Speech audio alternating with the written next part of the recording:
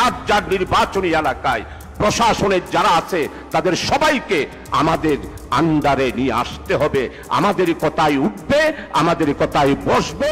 চট্টগ্রামে জামায়াত ইসলামীর শীর্ষ নেতাদের বিতর্কিত মন্তব্যকে ঘিরে রাজনৈতিক অঙ্গন সরগরম।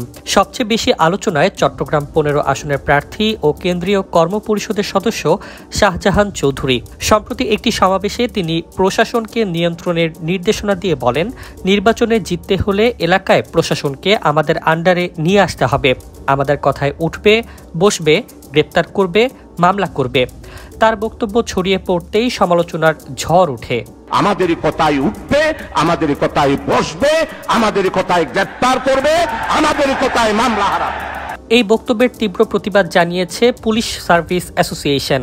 তারা জানিয়েছে, এমন মন্তব্য একটি গণতান্ত্রিক রাষ্ট্রের গুরুত্বপূর্ণ প্রতিষ্ঠানকে রাজনৈতিকভাবে ব্যবহার করার উস্কানি।